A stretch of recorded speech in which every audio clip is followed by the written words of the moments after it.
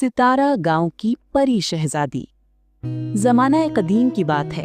सितारों के नीचे एक छोटा सा गांव सितारा गांव बसता था, जहां की हवाएं उदास और गलियां खामोश थीं। इसी गांव के किनारे लकड़ी के एक पुराने मगर खूबसूरत घर में हानी नामी एक नौजवान लड़की रहती थी। उसके हाथों में शिफा और दिल में समंदर जैसी रहमदिली थी। हानी अकेली नहीं थी, उसका साथी मोती था, एक मोटा सफेद रंग का बिल्ली का बिलुंगड़ा जो सारा दिन खाता और हानी के पैरों में सोता रहता था। एक रात आसमान पर काली घटाएं छा गईं और ऐसी खौफनाक बारिश शुरू हुई जैसे आसमान खुद रो रहा हो।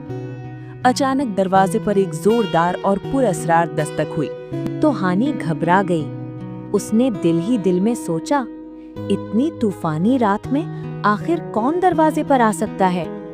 बारिश तेज हो रही थी और हवा की सीटी सन्नाटा चीर रही थी। हानी आहिस्ता से अपने बिस्तर से उतरी और डरते डरते दरवाजे की तरफ बढ़ने लगी। हर कदम के साथ उसके दिल की धड़कन तेज होती जा रही थी और दरवाजे के उस पार मौजूद राज उसे अपनी तरफ बुला रहा था। हानी ने दरवाजा खोला तो सामने एक लंबा साया खड़ा था, एक अजनबी जिसका चेहरा हुड में छुपा था और जिसकी आंखों में नीली रोशनी चमक रही थी। उसने कांपती आवाज में कहा, जंगल के पार एक नन्ही जान मौत और जिंदगी की कश्मकश में है और कोई भी इस तूफान में जाने को तैयार नहीं। गांव वाले उस जंगल को भूतों का जंगल कहते थे, मगर हानी ने एक लम्हा जाया किए बगैर अपनी लालटेन उठाई और अपनी किस्मत का फैसला कर लिया। मोती डर के मारे हानी के बैग में छुप गया और वो दोनों उस अजनबी के पीछे अंधेरे में गायब हो गए। रास्ता दुश्वार था, कीचड़ हानी के कदम रोक रहा था और हवाएं उसे वापस धकेल रही थीं, मगर उसका इरादा पहाड़ जैसा मजबूत था। आखिरकार वो एक ऐसी झोपड़ी तक पहुंचे जो बाहर से वीरान थी, मगर अंदर से उसमें एक अजीब सी खुशबू महक रही थी। बिस्तर पर एक खातून और एक बच्चा लेटे थे। उनके चेहरे जर्द पड़ चुके थे, मगर उनके वजूद से हल्की हल्की चमक निकल रही थी।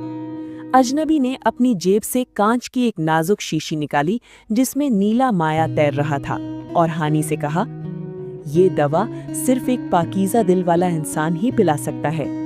जैसे ही हानी ने वो शीशी थामी, नीला माया पिघले हुए सोने की तरह सुनहरी हो गया और पूरा कमरा रोशनी से नहा गया। दवा के कतरे हलक से उतरते ही एक करिश्मा हुआ।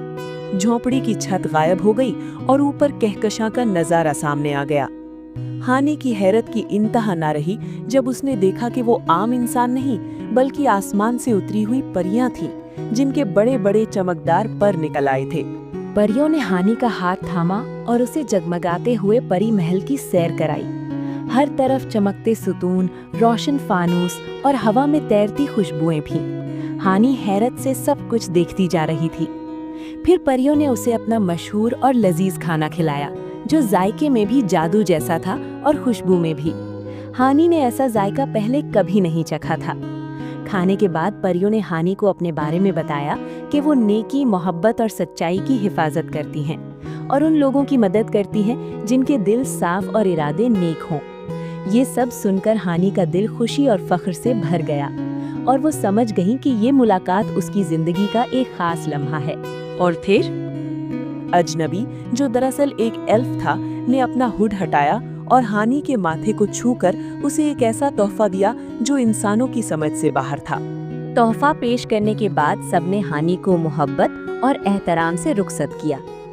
सुनहरी नक्श और निगार से सजी एक जादुई बग्घी आहिस्ता आहिस्ता उसके करीब आकर रुक गई। हानी ने मुस्कुराकर सबको अलविदा कहा और बग्घी में बैठ गई। जैसे ही बग्घी ने सफर का आगाज किया, फिजा में हल्की सी चमक फैल गई। अगली सुबह जब हानी अपने बिस्तर पर जागी तो सूरज की किरणें उसे छूकर नाच रही थीं। सब कुछ वैसा ही था, मगर सब कुछ बदल चुका था। अचानक एक मानूस सी आवाज आई, अरे हानी, आज नाश्ते में फिर वही खुश्क बिस्किट हैं या कुछ शाही इंतजाम है? हानी उछल पड़ी, क्योंकि ये आवाज किसी इंसान की नहीं बल्कि उसके पेट पर बैठे मोती की थी, जो अब इंसानों की जबान बोल रहा था। घर से बाहर निकलते ही हानी को एक नई दुनिया सुनाई दी। फूल उससे पानी मांग रहे थे, और हवा उसके कानों में गीत गा रही थी। हानि जिस मुरझाए पौधे को हाथ लगाती वो खेल उठता, जिस बीमार जानवर को छूती वो दौड़ने लगता।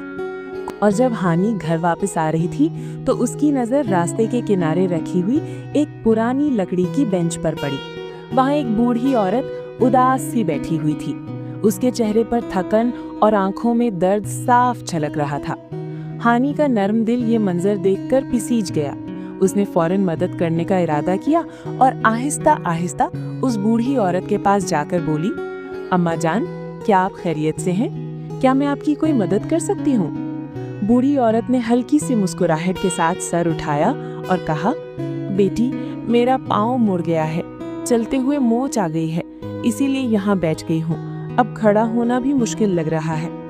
ये सुनकर हानि फौरन उसके पास घुटने टेक कर बैठ गई। उसने बड़े प्यार और एहतियात से बूढ़ी औरत के पाँव को देखा और नरमी से बोली, फिक्र न करें अम्मा जान, अल्लाह ने चाहा तो अभी आराम आ जाएगा।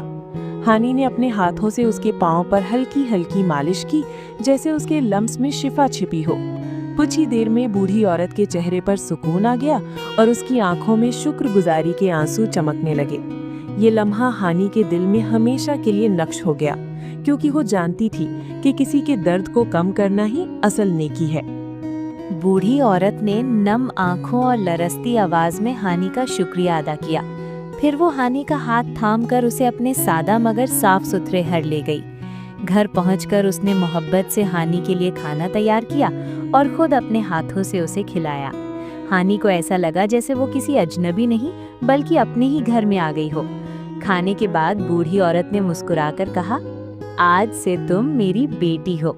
और उस दिन से वो दोनों माँ बेटी की तरह एक दूसरे के साथ रहने लगी। कुदरत ने उसे अपनी बेटी बना लिया था, लेकिन इस ताकत के साथ एक मुसीबत भी आई। गांव का जालिम और लालची हकीम सेठ जब्बार हानि की शोहरत से जलने लगा। उसका कारोबार ठप हो गया था, क्योंकि अब लोग हानि की मुफ्त मसीहाई की तरफ जा रहे थे। सेठ ने गांव में ये अफवाह फैला दी कि हानि एक जादूगरनी है और जंगल के सायों से बातें करती है, जो गांव पर अजाब लाएगी।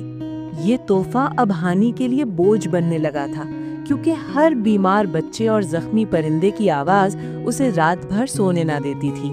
वो रोती और मोती उसे समझाता, तुम खुदा नहीं हो हानि, तुम बस एक नेक दिल लड़की हो, खुद पर रहम करो।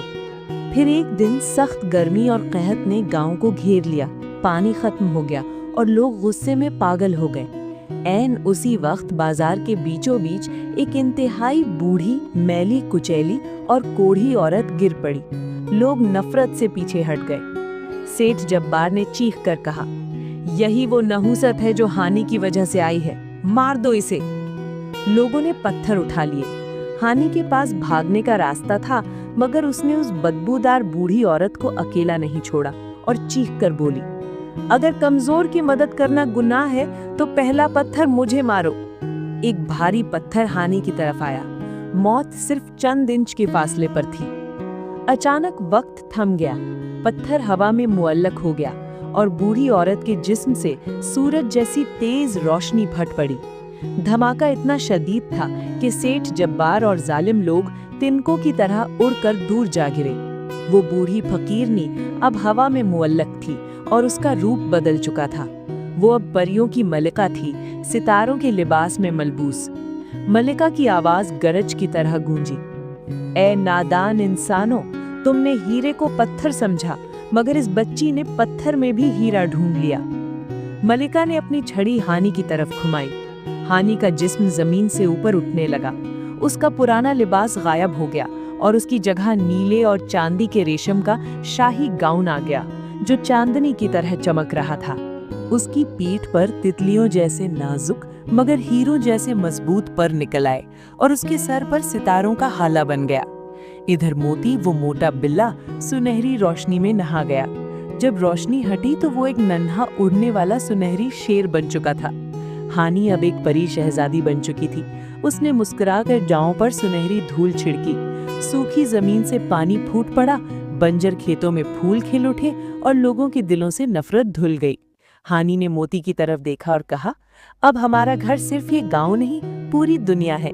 फिर वो दोनों बादलों को चीरते हुए डूबते सूरज की सुनहरी रोशनी की तरफ हमेशा के लिए उड़ गए और पीछे छोड़ गए एक ऐसी कहानी जो आज भी माएं अपने बच्चों को सुनाती हैं। आप हमारी वीडियो को तो देखते हो मगर लाइक और सब्सक्राइब नहीं करते हो। प्लीज लाइक और सब्सक्राइब किया करो।